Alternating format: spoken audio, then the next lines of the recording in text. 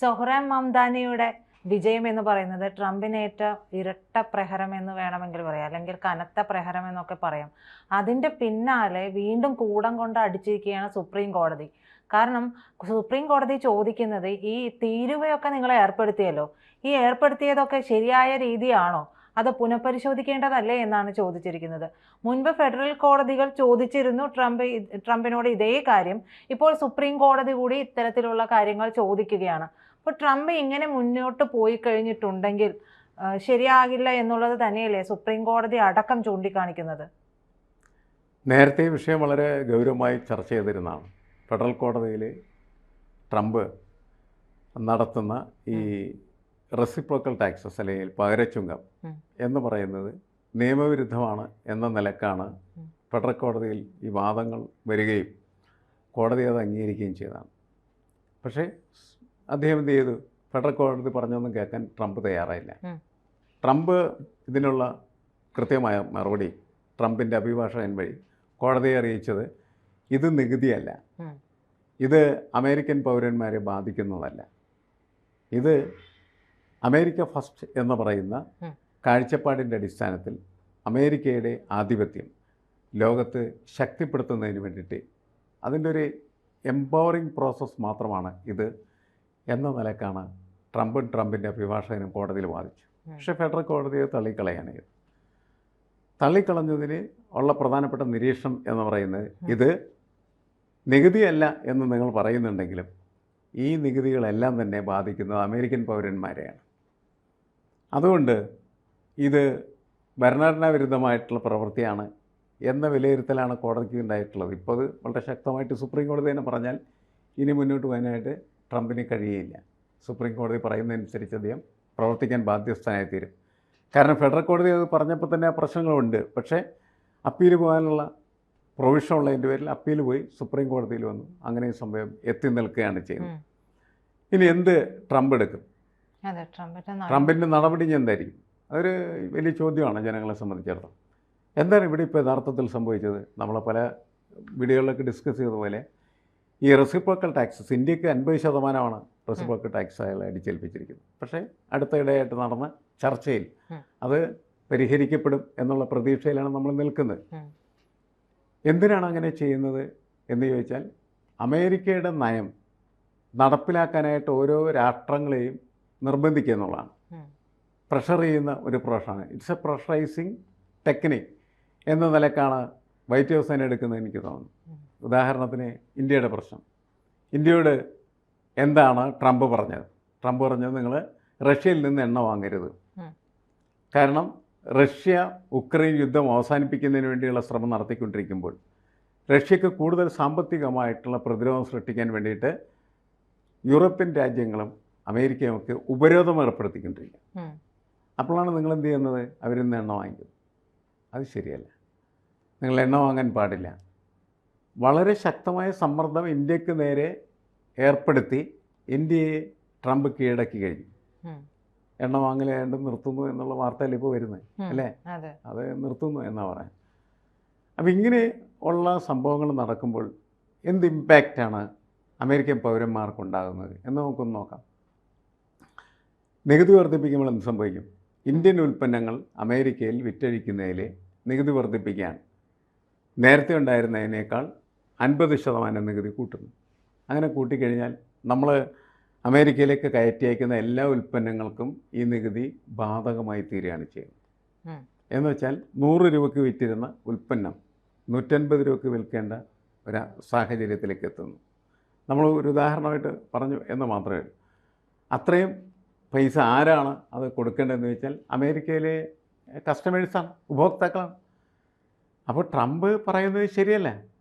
കാരണം ഇത് അമേരിക്കക്കാർക്കെതിരല്ല എന്ന് പറയുമ്പോൾ, അമേരിക്കയിലെ പൗരന്മാർക്കെതിരല്ല എന്ന് പറയുമ്പോൾ, ഡയറക്റ്റ് ടാക്സ് എന്നതിലൊക്കെ ടാക്സായിട്ട് അവരിൽ പതിക്കുന്നില്ലെങ്കിലും ഇൻഡയറക്റ്റായിട്ട് അതവരുടെ പർച്ചേസിനെ ബാധിക്കുന്ന പ്രശ്നമായി മാറുകയാണ് ഇത്. കാരണം നേരത്തെ അവർക്ക് കിട്ടിയിരുന്ന ഉൽപ്പന്നങ്ങൾ 100 രൂപ കിട്ടിയിരുന്ന ഉൽപ്പന്നങ്ങൾ ഇപ്പോൾ 150-നോ 200-നോ മാത്രമേ കിട്ടുന്നുള്ളൂ. ആരതിന് പണം കൊടുക്കും? ട്രംപ് കൊടുക്കും. അപ്പോൾ ആ പണം മുഴുവൻ കൊടുക്കുന്നത് അമേരിക്കയിലെ സാധാരണക്കാരായിട്ടുള്ള മനുഷ്യരാണ്.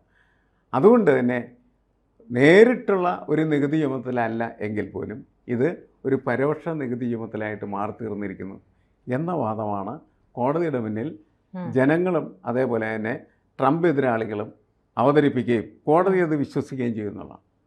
അങ്ങനെയാണ് കോടതി ഇപ്പോൾ ട്രംപിനെതിരെ ഒരു നിലപാട് എടുക്കാൻ പോകുന്നത്. അത് കൃത്യമായിട്ട് സുപ്രീം കോടതിയിൽ നിന്ന് വിധിയൊക്കെ വന്നു കഴിഞ്ഞാൽ ട്രംപിൻ്റെ സ്ഥിതി എന്താണെന്ന് നമുക്ക് പറയാൻ പറ്റില്ല. ഇപ്പോൾ അടുത്ത തന്നെ 2026 ഇടക്കാല തിരഞ്ഞെടുപ്പ് വരുന്നുണ്ട് അമേരിക്കയിൽ. അപ്പോൾ ട്രംപിന്റെ ഒരു അവസ്ഥ എന്ന് പറയുന്നത് പരിതാപകരമായിരിക്കില്ലേ? അല്ല, ഇന്നലത്തെ തെരഞ്ഞെടുപ്പിൻ്റെ റിസൾട്ട് വെച്ച് നമ്മൾ പരിശോധിച്ച അതിൻ്റെ ഇടയിൽ ഡെമോക്രാറ്റുകൾക്ക് വലിയ വിജയമുണ്ടായല്ലോ. അതെ, ന്യൂയോർക്ക് സിറ്റിയുടെ വിജയം മാത്രമല്ല, പലയിടത്തും ഡെമോക്രാറ്റുകൾ വിജയിച്ചു. എന്നുവെച്ചാൽ അതൊരു ട്രെൻഡ് സെറ്ററാണ്. ഡെമോക്രാറ്റ്സും റിപ്പബ്ലിക്കൻസും തമ്മിലുള്ള പോരാട്ടത്തിൽ റിപ്പബ്ലിക്കൻസ് പരാജയപ്പെടുന്നു, ട്രംപ് പരാജയപ്പെടുന്നു, ട്രംപിൻ്റെ നയങ്ങൾ പരാജയപ്പെടുന്നു. അതുകൊണ്ട് ട്രംപിനെ തള്ളുക എന്നൊരു നിലപാട് പൊതുവേ ഉണ്ടായിട്ടുണ്ട്. ഇത് തുടർന്നാൽ ഇടക്കാല തിരഞ്ഞെടുപ്പിൽ ട്രംപ് തോറ്റുപോകും. എന്നുവെച്ചാൽ ട്രംപിനെ അനുകൂലിക്കുന്ന സംഘം തോറ്റുപോകും. അത് ഭാവിയിൽ ട്രംപിനെതിരായിട്ടുള്ള വിധിയെഴുത്തായിട്ട് മാറിത്തീരും. ട്രംപിന് ഇനി മത്സരിക്കാൻ പറ്റില്ല എന്നുള്ളത് നമുക്കറിയാം. പക്ഷേ അദ്ദേഹം ചെയ്തുകൊണ്ടിരിക്കുന്നത് ഈ 2 ടേം എന്ന് പറയുന്നത് 3 ടേം ആക്കാൻ പറ്റുമെന്ന് അന്വേഷിച്ചുകൊണ്ടിരിക്കുകയാണ് ചെയ്യുന്നത്. ആ ഒരു നീക്കത്തിലാണ് ട്രംപ്. അതിൻ്റെ നീക്കം നടത്തിക്കൊണ്ടിരിക്കുകയാണ് ചെയ്യുന്നത്. വീണ്ടും അമേരിക്കയുടെ പ്രസിഡൻ്റായിട്ട് വരണം എന്നത് അദ്ദേഹത്തിൻ്റെ ആഗ്രഹമാണ്. ഒരിക്കലും അധികാരത്തിനുള്ള ആർത്തികൾ അതിനെതിരില്ല എന്ന് നമുക്കറിയാം. അത് ട്രംപല്ല, ഏത് ഇൻഡിവിജ്വലായി കഴിഞ്ഞാലും വ്യത്യാസമില്ലാത്തൊരു കാര്യമാണ്. അതുകൊണ്ടാണ് 2 വട്ടം മാത്രമേ അമേരിക്കയുടെ പ്രസിഡൻ്റായിട്ട് ഒരു വ്യക്തിക്ക് പ്രവർത്തിക്കാനായിട്ട് പറ്റുള്ളൂ എന്ന് പറഞ്ഞിട്ട് അത് പൊളിച്ച് പോരാ 3 വട്ടമോ 4 വട്ടമോ അല്ലെങ്കിൽ ആജീവനാന്തമാക്കി തീർക്കണം എന്നുള്ള ആഗ്രഹമായിട്ട് നടക്കുന്നത് ഈ അധികാര ആർത്തി തന്നെയാണ്. അതിനൊക്കെ ഇത് ബാധിക്കാനുള്ള സാധ്യത കൂടുതലാണ്. എന്തായാലും ഈ തെരഞ്ഞെടുപ്പിൻ്റെ ഒരു ട്രെൻഡ് പ്രകടമാക്കുന്നത് സമീപ ഭാവിയിൽ വരാൻ പോകുന്ന എല്ലാ തെരഞ്ഞെടുപ്പുകളിലും ട്രംപിൻ്റെ പക്ഷവും പൊട്ടിത്തകരും എന്ന് തന്നെയാണ്. ട്രംപ് ഇങ്ങനെ തകരുമെന്നൊക്കെ നമ്മൾ പറയുമ്പോഴും അവിടെ പറയുന്ന പല വിദഗ്ധരും പറയുകയും ചെയ്യുന്നുണ്ട്, അവിടെ ഈ താരിഫ് കൊണ്ട് അവർക്ക് ഗുണം ഉണ്ടാകുന്നുണ്ട് എന്നും പറയുന്നുണ്ട്. രാഷ്ട്രം എന്ന നിലക്ക് താരിഫ് ഗുണകരമാണല്ലോ. താരിഫ് രാഷ്ട്രത്തിന് എന്ത് ചെയ്യുന്നുണ്ട്? സാമ്പത്തികമായിട്ടുള്ള വരവ് വർദ്ധിപ്പിച്ചിട്ടുണ്ട്. അതാണ് രാഷ്ട്രം എന്ന നിലക്ക് ഈ താരിഫ് വർധനയുടെ ഗുണം എന്ന് പറയുന്നത്. പക്ഷെ ദോഷമാർക്കാണ്? അമേരിക്കയിലെ പൗരന്മാർക്കാണ്. അമേരിക്കയിലെ പൗരന്മാരെന്ന് പറഞ്ഞാൽ ഉപഭോക്താക്കൾക്കാണ് നേരിട്ട് അതിൻ്റെ അകത്ത് ദോഷം ഏൽക്കുന്നത്. പൗരന്മാർ സ്വാഭാവികമായിട്ട് എന്ത് ചെയ്യും? എതിരഭിപ്രായത്തിലേക്ക് വരും. ആ എതിരഭിപ്രായം എന്ന് പറയുന്നത് ട്രംപ് വിരുദ്ധ അഭിപ്രായമായിട്ട് പാകപ്പെടുകയും തിരഞ്ഞെടുപ്പുകളിൽ പ്രതിഫലിക്കുകയും ചെയ്യും. ഇപ്പോൾ തന്നെ അവിടെ നോ ട്രംപ് നോ കിങ് എന്ന് പറഞ്ഞിട്ടുള്ള പ്രതിഷേധങ്ങളൊക്കെ വരുന്നുണ്ട്. അപ്പോൾ ഈ പ്രതിഷേധങ്ങളൊക്കെ വരുമ്പോൾ തന്നെ ഇനിയൊരു ഇലക്ഷന് വേണ്ടി അവിടെ കാത്തിരിക്കേണ്ടി വരുമോ ട്രംപ്? അതിനു മുമ്പ് ട്രംപിനെ ഇംപീച്ച് ചെയ്യുമെന്നൊക്കെ പറഞ്ഞിട്ടുള്ള വാർത്തകളും ഒക്കെ വരുന്നുണ്ട്.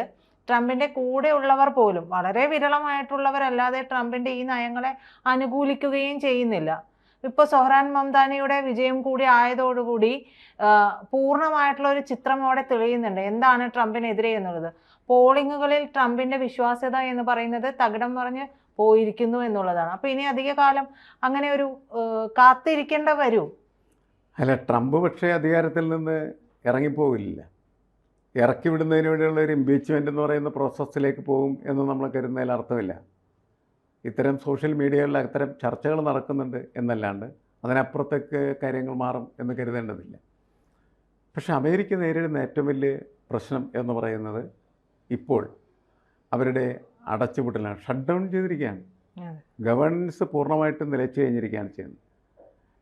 അമേരിക്ക മുന്നോട്ട് വെച്ച ഈ ഫുഡ് സ്റ്റാമ്പ് പദ്ധതി പോലെയുള്ള സാധനങ്ങൾ വലിയ പ്രതിസന്ധി നേരിടുകയാണ് ചെയ്യുന്നത്. 4.2 കോടി ജനങ്ങൾ അതിൻ്റെ പ്രശ്നത്തിലാണ്. അതോടൊപ്പം തന്നെ സ്ത്രീകൾ, ഗർഭിണികളായ സ്ത്രീകൾക്ക് വേണ്ടിയിട്ടുള്ള ഒരു സംവിധാനം ഉണ്ടല്ലോ, WIC എന്ന് പറയുന്നത്, അതും കുഴപ്പത്തിലാണ്. അപ്പോൾ ഒന്ന് സ്നാപ്പും മറ്റൊന്ന് WIC, ഇത് രണ്ടും കുഴപ്പത്തിലായിരിക്കുന്നത് അമേരിക്കയിൽ ഇപ്പോൾ വലിയ പ്രതിസന്ധി സൃഷ്ടിച്ചിരിക്കുകയാണ് ചെയ്യുന്നത്. ഇതിൻ്റെ ഒരു തുടക്കം എന്ന് പറയുന്നത് ഈ ഷട്ട് ഡൗണാണ്. അതൊക്കെ പരിഹരിക്കാൻ ഇനിയിപ്പോൾ ഈ തെരഞ്ഞെടുപ്പ് കഴിഞ്ഞ സാഹചര്യത്തിൽ ചിലപ്പോൾ രണ്ടു കൂട്ടരും തയ്യാറാവും. ഡെമോക്രാറ്റ്സും റിപ്പബ്ലിക്കൻസും ഒരുമിച്ച് ചേർന്ന് മാത്രമേ ഷട്ട് ഡൗൺ അവസാനിപ്പിക്കാൻ പറ്റുള്ളൂ. അതിന് ട്രംപ് താഴേക്ക് ഇറങ്ങി വരണം. ഈ തെരഞ്ഞെടുപ്പ് ഫലം അദ്ദേഹത്തെ അതിനെ പ്രേരിപ്പിക്കും എന്ന് നമുക്ക് വേണമെങ്കിൽ പ്രതീക്ഷിക്കാം. അല്ലെങ്കിൽ അത് കൂടുതൽ സംഘർഷത്തിലേക്ക് പോകാനുള്ള സാധ്യതയുണ്ട്. കൂടുതൽ വാർത്തകളും വിശേഷങ്ങളും നിങ്ങളിലേക്ക് എത്താൻ ABC മലയാളം സബ്സ്ക്രൈബ് ചെയ്യുക, ബെൽബട്ടനും അമർത്തുക.